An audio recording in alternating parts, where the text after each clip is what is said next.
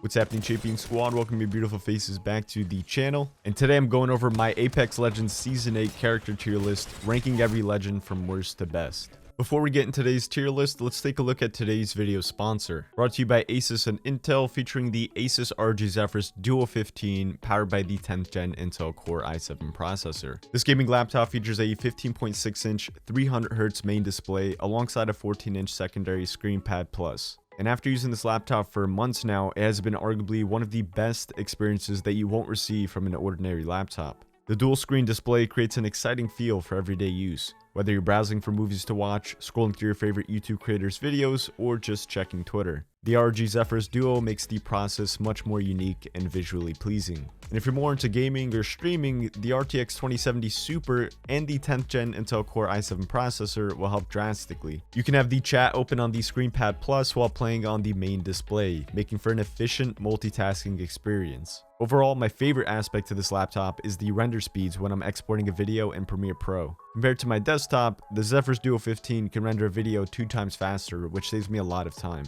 Be sure to check the description box below to find ASUS and Intel social media handles, as well as where you can check out the laptop. Big thank you to ASUS and Intel for sponsoring today's video, and thank you for watching. With the meta of Apex Legends constantly shifting through buffs and nerfs with different legends, it's important to stay on top of how good a legend actually is during that season. So as per usual, I will be basing my legend tier list off of ranked and ranked mode, and I'll be ranking them from D, C, B, A, and S, D being the worst, and we're going all the way up to S being the best. And a quick reminder, this is going to be my opinion, so leave yours down in the comments below. I'm curious to see what your tier lists are. So with that being said, let's hop on board with the D list. And the first and only legend that's going to be in this list is going to be Fuse. And I know exactly what you guys are going to say. How can you put Fuse in the D tier list? He's the newest legend. He's so fun to play. Yes, that's all true, but there's so many other legends that now receive some buffs that are very valid for ranked. And again, when you're playing Apex Legends, you only have 3 legends to fill. That 3 legends, you got to make it very compact, make them play very well together. And Fuse, for me, he's just not it right now. So let's break down what he has. His passive is being able to stack grenades up to 2. And when I mean nades, I mean thermites, arc stars, the whole genre. He can throw his throwables faster and farther with his arm launcher, so that's a bonus as well. His tactical being airburst grenade, which does break down doors, does some decent damage if there's a team camping, and has a decent cooldown on it. So that I'm definitely a big fan of. I love his tactical, but the problem I see with Fuse is gonna be his ultimate, the Motherload. Now his ultimate, you can definitely shoot this sucker very far. You can do it at a distance, but again, we're looking at a ring of fire, and it's meant to sort of trap enemies in it. Now if you try to walk in that ring of fire or escape it, you will get slowed, you will take a burning effect. But how strong is it? Does it make that much of a difference? Can a team still escape? And in my opinion, I think yes, a team can escape. If you have a Gibraltar Dome, you can set that down right after you get slowed effect from his ult. And or if you took damage, you can heal in his bubble. You can always portal out. Pathfinder could grapple out. Horizon can lift out. There's so many other legends that can counter his ultimate. However, if there's one thing that has changed with his ultimate, and it will make him definitely higher up in the tier list, I'm thinking like around a B or possibly an A, is if he changes ultimate to make the entire circle filled with fire, filled with that explosive. Instead of the ring, make the entire circle filled with it, and that's going to deal some devastating damage, similar to a Gibby airstrike. And that's what I'm looking for. I need something game-changing to actually add him to the team to make him valid for ranked. And before Fuse was out, I was thinking he was going to be the ultimate counter to Caustic, looking at his ultimate, but the only way he can be the ultimate counter for Caustic is having him cover the entire circle with his ult, essentially filling up an entire room. So if Caustic's trapped out an entire room, that's going to deal damage to Caustic. It's going to slow Caustic, just like Caustic can slow everyone else with this gas and deal damage to everyone else with this gas. So Fuse has really, really high potential, but he just needs those small tweaks to get him up there. So let's move on to the C list, and the first one on the C list is going to be Rampart. Now Rampart, I was very debating whether I should put her to B or C, and I think she stands at around a C+. Not necessarily like a stagnant bad C. I think she's up there with a high chance of being in the B category. And with her recent buff, when her walls placed down take some damage, they don't explode right away. That's massive for Rampart. That is huge. When you're running away from a team, you don't have the most time to sort of wait for your shield to get up and do its animation before they can start shooting it. So now they have to do roughly about 50 to 75 damage. Correct me if I'm wrong down in the comments. But that extra damage, trying to destroy that wall, is definitely going to spare Rampart some time. And what I like to do with Rampart is actually pre-make some of her walls. That way I can have them to fall back on. So essentially, I set up shop right before I push a team. I push a team with Rampart. Let's say they crack me. They get the better of the exchange. If I want to back up, I know what I can use to back up. Get right behind the wall and not even heal. Because when you're shooting through that wall, number one, now they're going to have to destroy the entire thing because the shield is actually up. And you're getting a bonus damage. That's a huge multiplier. And you're going to shred through any shield that they have. Anything that they're trying to push you with. The amp shots on her wall are incredible.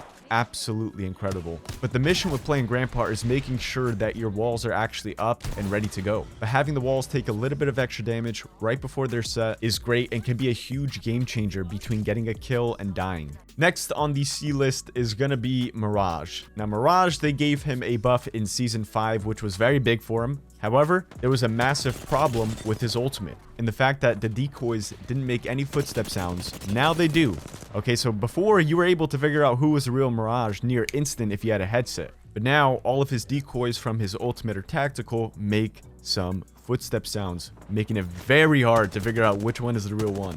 And when you're talking about Apex, a damage exchanging game where every magazine counts and, you know, when you have to reload and whatnot, Mirage can play a huge factor on limiting amount of damage a team can put pressure on you. And again, with this tier list, it was definitely very hard to make, and I think Mirage is going to be a C+. I didn't want to put him in a B category because I don't think he's there yet, but he's definitely a high C alongside Rampart. Next legend on the C tier list is going to be, unfortunately, you guys don't want to hear it, but it's going to be Pathfinder. Pathfinder, man, oh man, oh man, they destroyed him. He is absolutely lost in the sauce. There's so many other legends that can do exactly what he can do, but better, which is the problem to Pathfinder. Don't get me wrong, I want to put Pathfinder higher, but I just can't. With the other legends there, it makes it impossible to even compete when using Pathfinder. What Pathfinder could really use is removing low profile away from him. He does not need low profile because he's already a refrigerator hitbox. And on top of him not needing low profile, I think his grapple does need a slight cooldown reduction. I'm talking a few seconds here, which can make all the difference in a gunfight. And other than that, there's really nothing I want to say about Path. Again, he just needs that minor buff, and that's going to put him back into that A and B tier list. Now, next legend in the C list is going to be, probably already guessed it, Wattson.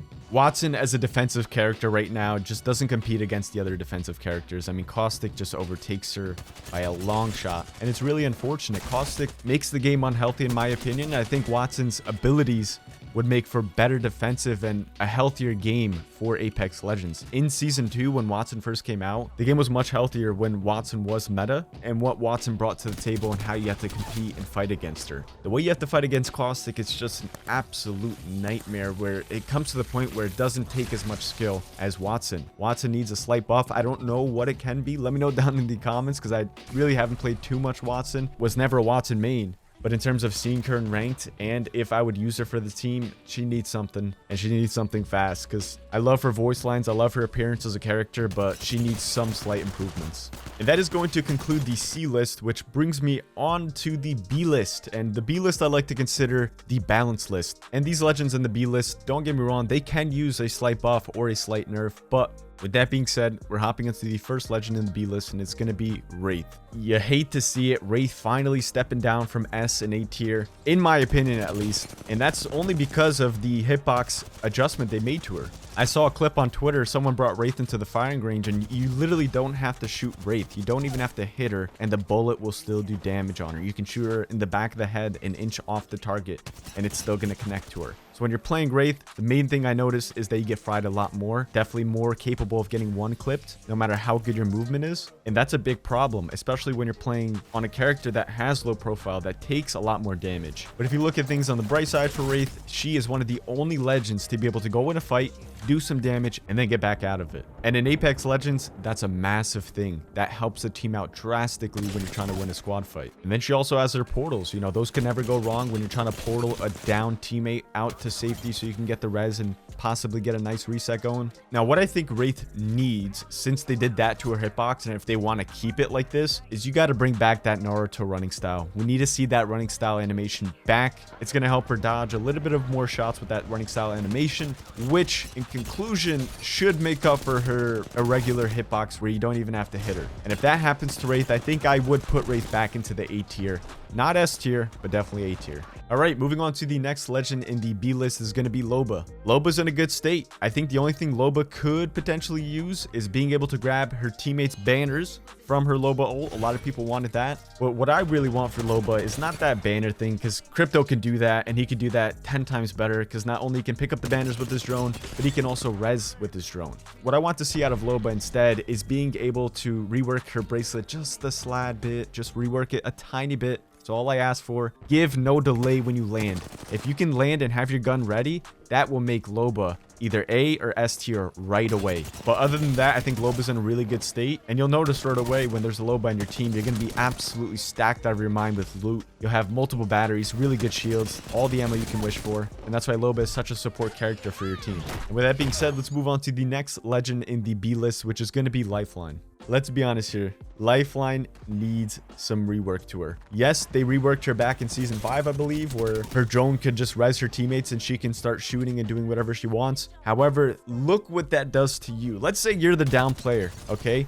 You're the down player and you have a Lifeline on your team constantly just baiting your body, resing you over and over and over again, just baiting you. You can't get rezzed. Lifeline is supposed to be the best legend to be able to res your teammate and have them get back into the scene, heal them up really quickly, but she cannot do that. What I think would make Lifeline in a really good spot, at least an A tier, would be a slight buff to her res ability. I like how she can be able to shoot when her drone is rezzing. However, that res shield should be an entire full circle around your teammate, and on top of that, it should last 5 seconds after the res has gotten off. Enable the time to get that teammate that was just down to get a battery or a med kit off. A simple reset of one med kit or a battery, that'll make Lifeline that much better. But other than that, I think Lifeline is in a decent spot, just a slight change on her res, and she could definitely be in the A tier. Next, moving on to the final legend that's in the B list is going to be Revenant. And with this one, I was really debating whether I should put Revenant in the A tier or B tier. I think he's a B+.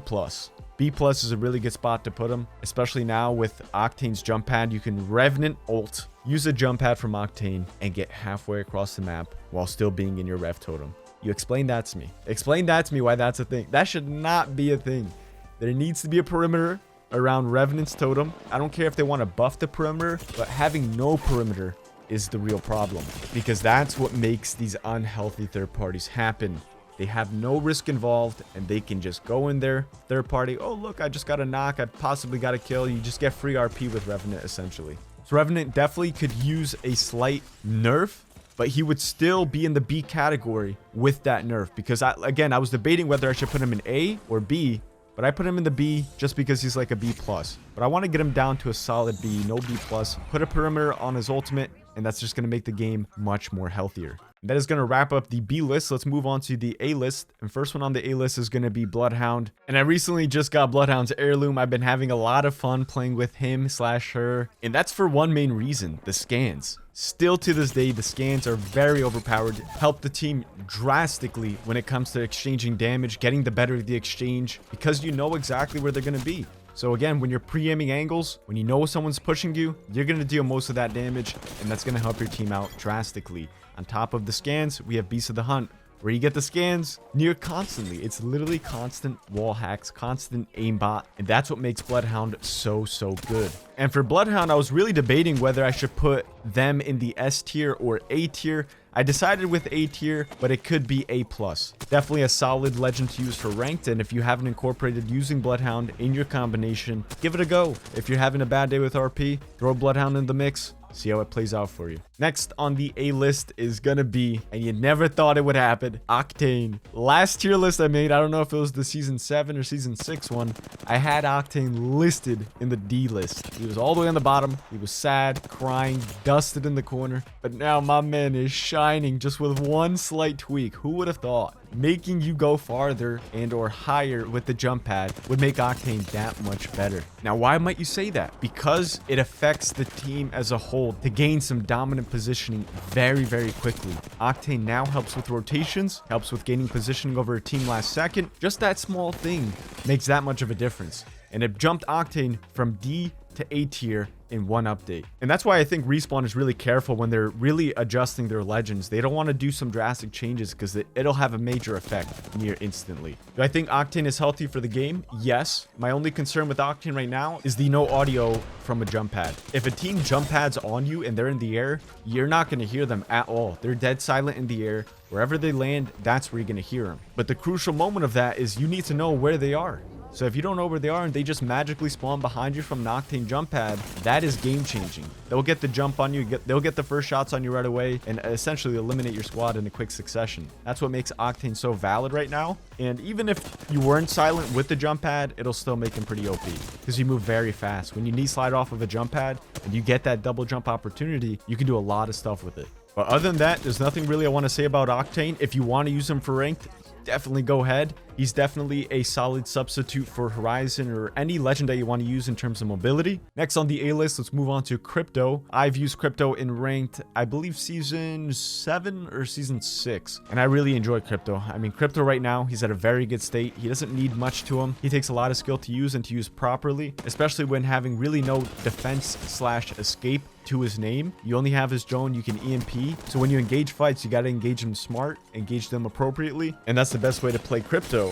Now, in terms of what he offers to the table, again, you have that drone, the initial EMP, 50 damage to all the shields. That's massive. Next, you can collect banners with this drone. You don't need to risk your life to grab your teammate's banner. On top of, you can res them, and you don't need to risk your life to res them. Crypto, you can also scout around, figure out how many squads are in the area. You could do a lot of stuff with Crypto. I know I'm not covering it all, but Crypto is definitely worth being in the A tier list, and I think he's a really good spot. He doesn't need anything else. Next and final legend in the A list is going to be Bangalore. Bangalore, another legend with the slightest buff, makes her that much better. I think I ranked Bang in the B or C list in my last tier list video, but now she's in A list with the smallest change. And what that is her ultimate exploding or initiating faster, giving enemies less time to escape the area, and essentially that's going to slow them, get them in shambles, and then you can have some easy cleanups. You can also use Bang's ult as a counter to spare your team some time. So Bangalore is in a really good spot. I don't think she needs anything else to her. We're just hoping for her heirloom to come out next season. That's going to make a lot of people happy, I'm sure. And I think Bangalore is at a solid place right now. Definitely worth being in the A tier,